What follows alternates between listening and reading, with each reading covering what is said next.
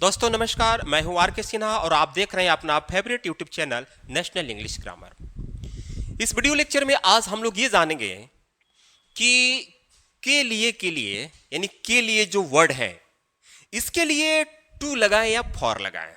इसमें इसको लेकर के बहुत सारे स्टूडेंट कंफ्यूज रहते हैं कि भाई के लिए जो वर्ड है उसके लिए टू लगाएं या फॉर लगाएं। तो देखिए क्या बोल रहा है। हम इसके लिए एक टिप्स तैयार किया हूं। टिप्स में यह है कि जब किसी वाक्य में, जब कोई वाक्य है, ठीक है, और उसमें दो वर्ब मतलब क्रिया, क्रिया मतलब एक्शन, एक्शन मतलब कार्य, अगर वो आपस में टकराते हैं, मतलब दोनों एक पास में आते हैं, तो टू या फॉर का प्रयोग कर सकते हैं। टू या फॉर का प्रयोग कर सकते हैं, लेकिन ऐसा ही नहीं कर सकते हैं। इसके लिए कंडीशन है। इसके लिए कंडीशन है कि हम के लिए के जो वर्ड है उसके लिए टू या फॉर करें, लेकिन कंडीशन के साथ करेंगे। सबसे पहले क्या है, यहां मैं एक स्ट्रक्चर तैयार किया हूं कि सब्जेक्ट, सब्जेक्ट के बाद से हेल्पिंग वर्ब, यानी टेंस के अकॉर्डिंग जैसा सब्जेक्ट होगा उसमें हेल्पिंग वर्ब लगने वाला लग जाएगा। मेन वर्ब का जो भी फॉर्म होगा लिखेंगे, उसके बाद टू या for plus object plus etcetera. ठीक है, देखिए यहां पर मैं दो सेंटेंस लिखा हूं, तो इसको हम पढ़ते हैं जरा। लिखा है कि मैं पढ़ने जा रहा हूं। ठीक है, मैं पढ़ने जा रहा हूं। इसको इस तरह से कह सकते कि मैं पढ़ने के लिए जा रहा हूं, मैं पढ़ने के लिए जा रहा हूं, और यहां पर पढ़ने जा रहा हूं। तो एक काम है पढ़ना और दूसरा काम है जाना। यही काम यहां पर है, एक काम है पढ़ना और दूसरा काम है जाना, और दोनों के बीच में के लिए आया हुआ है। दिख रहे हैं ना। पहले इसको बनाते हैं, मैं पढ़ने जा रहा हूं, तो दो काम है भाई, टकरा रहा है, वो भी किसी भी टेंस में। हाँ, ऐसा जो है टू या फॉर का प्रयोग मतलब किसी भी टेंस में हो सकता है। मैं पढ़ने जा रहा हूं, तो इसके लिए आई एम, ठीक है, जा रहा हूं। गोइंग मेन वर्ब है, गोइंग, तो जाने की मीनिंग गोइंग कर दिया। अब ये काम जो है हमेशा ने की मात्रा लेकर आता है, मतलब जो सेकेंड वाला वर्ब होगा वो हमेशा ने की मात्रा लेकर आएगा। ठीक है, तो ये अपने हमेशा फर्स्ट फॉर्म में होता है, हमेशा हमेशा फर्स्ट फॉर्म में होता है। इसे हमें किसी टेंस में बदलने की जरूरत नहीं है। मीन्स हमारे कहने का मतलब ये है कि इसको फर्स्ट सेकेंड थर्ड फॉर्म बनाने की जरूरत नहीं है। जैसा बस पढ़ने की मीनिंग आपको लिख देना है, लेकिन हम यहां पर लिखेंगे टू, और तब पढ़ने की मीनिंग होगा read. Okay, I am going to read. अब यहां देखिए, मैं पढ़ने के लिए जा रहा हूं, यहां पर के लिए जो है नहीं है, यहां पर के लिए, सेंटेंस सेम ही है, बस यहां पर के लिए नहीं है और यहां पर के लिए है। तो क्या करेंगे, आई एम जा रहा हूं, गोइंग, आई एम गोइंग। अब के लिए की मीनिंग यहां लिखो फॉर। तो जब आप फॉर लिखेंगे तो यहां जो मेन जो सेकेंड वर्ब आया हुआ है, मेन वर्ब तो इसको मानेंगे ना, मतलब दो वर्ब आपस में टकरा रहा है, तो जिस पर सेंटेंस का एंडिंग होता है तो उसको मेन वर्ब मान लिया जाता है, इसको सेकेंड वर्ब मान लिया जाता है। ठीक है, तो सेकेंड वर्ब जो है ये अपने फर्स्ट फॉर्म है, लेकिन जो फॉर का प्रयोग करेंगे तो इसमें आईएनजी जोड़ना पड़ेगा, इसमें करना पड़ेगा रीडिंग। देख रहे हैं ना, I am going to read या I am going for reading. Clear हुआ होगा, आई होप कि क्लियर हुआ होगा। ठीक है, मैं पढ़ने जा रहा हूं तो I am going to read, मैं पढ़ने के लिए जा रहा हूं, I am going for reading. ठीक है, आगे देखिए क्या कह रहा है। वह सुबह में टहलने जा रहा था, वह सुबह में टहलने जा रहा था, तो इसके लिए क्या करेंगे, he was going, past continuous tense है, सब्जेक्ट सिंगुलर है इसलिए वाज लगाया, अगर सब्जेक्ट प्लूरल होता तो यहां पर वर लगाता। ही वॉज गोइंग, था, वाज, जा रहा, गोइंग। अब देखो ये फिर एक और वर्ब आ गया, यानी जाना और टहलना दोनों वर्ब है, दोनों आपस में टकरा रहे हैं। ठीक है, तो अब यहां पर हम लिखेंगे टू। टू लिखने के बाद से इसकी मीनिंग हम लिखेंगे, और जैसे ही टू लिखेंगे तो यहां पर जो भी वर्ब होगा हमें उसे किसी फॉर्म में नहीं बदलना है, हमेशा वर्ब की फर्स्ट फॉर्म में रहने देना है।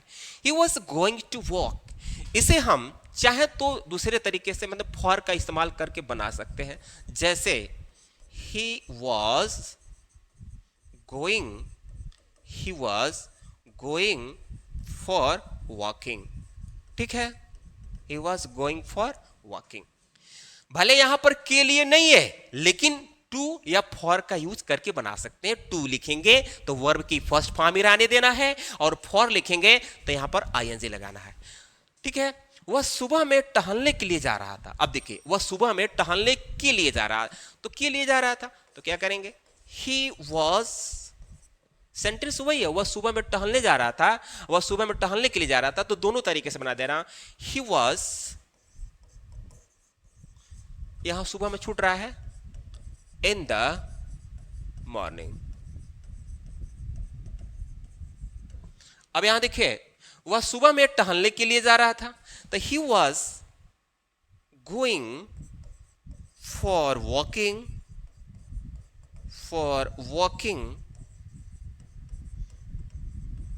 इन the morning, in the morning. अब यहां देखिए, इसी सेंटेंस को हम फॉर का यूज न करके टू से बना सकते हैं। जैसे ही वॉज गोइंग, है ना, टू। अब यहां जो के लिए आया हुआ है, हम टू लिखेंगे तो इसका मतलब निकल जाएगा। He was going to walk, तो जब टू लिखते हैं तो वर्ब का फर्स्ट फॉर्म रहता है। He was going to walk in the morning, in the morning. Okay. आप इनमें से मतलब जब भी दो वर्ब आपस में टकराएंगे तो आप के लिए आए चाहे न आए, के लिए आए तो फॉर लगाएंगे तो आईएनजी लगाना पड़ेगा, या टू लगाइए तो टू लगाएंगे तो वर्ब की फर्स्ट फॉर्म। ये दोनों ही रूल सही है। लेकिन अब मैं आपको वो रूल बताने वाला हूं कि एक्चुअल में फॉर लगता कहां है। और मैं अभी तक तो यहां पर फॉर लगाने के बाद से वर्ब में आईएनजी सिखाया, लेकिन अब फॉर लगाने के बाद से आईएनजी नहीं लगाना है। देखिए कैसे। टिप्स नंबर 2, जब के लिए से पहले कोई नाउन या संज्ञा आए तो उस के लिए कर आए कि जब के लिए से पहले कोई नाउन मतलब संज्ञा आए तो केवल फॉर का प्रयोग करते हैं। अब देखिए, के लिए ये जो शब्द है, के लिए से पहले अगर कोई नाउन आता है, नाउन किसे कहते हैं भाई, किसी व्यक्ति, वस्तु, स्थान के नाम को नाउन कहा जाता है। तो अगर इस तरह के नाउन आ जाता है, वर्ब नहीं, वर्ब की बात मैं नहीं कर रहा हूं, मैं नाउन की बात कर रहा हूं। के लिए जो वर्ड है, ये वाला जो के लिए है, इसके पहले अगर कोई नाउन आ जाता है तो अब हमको टू नहीं लगाना है, एक्चुअल में यानी रियल में अब फॉर ही लगाना है, क्योंकि के लिए की मीनिंग फॉर होता ही है। तो देखिए क्या करना है। लेकिन सबसे बड़ी बात यह है कि कुछ जो बच्चे, सबसे बड़ी बात यह है कि जो बेसिक लर्नर होंगे वो कैसे जानेंगे कि नाउन क्या होता है। उनको पकड़ में भी तो नहीं आएगा कि सर कैसे पता चलेगा कि नाउन है। तो उनके लिए मैं एक मंत्र दे रहा हूं। मंत्र ये है कि के लिए के पहले ऐसे वर्ड को देखना है जिस पर ने की मात्रा न लगा हो, तो समझ लेना कि नाउन है। और ने की मात्रा दिखे तो समझ लेना कि वो वर्ब है। तो फॉर लगाओगे तो वर्ब में आईएनजी लगाना पड़ेगा, या टू लगाओगे तो वर्ब की फर्स्ट फॉर्म। तो समझ लीजिए ना, मैं दवाई के लिए जा रहा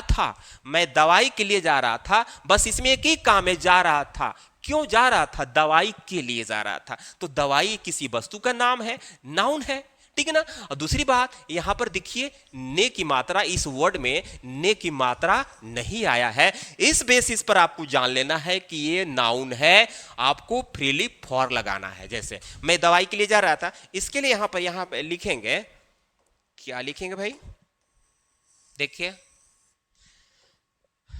आई वॉज गोइंग, है ना, मैं दवाई के लिए जा रहा था, I was going for medicine. ठीक, हम लोग किताब के लिए आए हैं, मेन वर्ब है, के लिए। इसके जस्ट बाद देखिए किताब एक वस्तु का नाम है। और दूसरी बात, ऐसा समझ में नहीं आ रहा है कि नाउन है, तो आप यहां पर देखो कि यहां पर ने की मात्रा वाला वर्ड नहीं है, तो समझ लेना कि नाउन है। आपको बस फॉर लगा देना है, यहां पर टू नहीं लगाना है। हम लोग किताब के लिए आए हैं, इसके लिए बोलेंगे वी हैव हैव कहां से आया? ये जो सेंटेंस मैं बनाया हूं, मतलब जो सेंटेंस लिखा हूं, ये प्रेजेंट परफेक्ट टेंस है, इसलिए यहां पर हैव लगा। अगर सब्जेक्ट सिंगुलर होता तो हैज लगता। वी हैव कम हेयर, हम लोग किताब के लिए, अच्छा हेयर नहीं है तो हम यहां पर हेयर नहीं लिखेंगे। वी हैव कम के लिए, फॉर किताब यानी बुक, फाइनल हो गया। We have come for book. मैं बल्ला के लिए आया हूं, I have come for bat. मैं लिखने के लिए आया हूं। अब यहां पर क्या होगा, इसको जरा आप कमेंट सेक्शन में ट्रांसलेट करके बताइए, मैं आपका आंसर का वेट करूंगा। ठीक है, तो फ्रेंड्स आई होप कि वीडियो आपको समझ में आया होगा। अभी तक आप वीडियो को लाइक करके चैनल को सब्सक्राइब नहीं किए हैं तो जल्दी से सब्सक्राइब कीजिए, ताकि आपको इसी तरह के कंटेंट मिलता रहे। मिलते हैं अगले वीडियो में, तब तक के लिए धन्यवाद।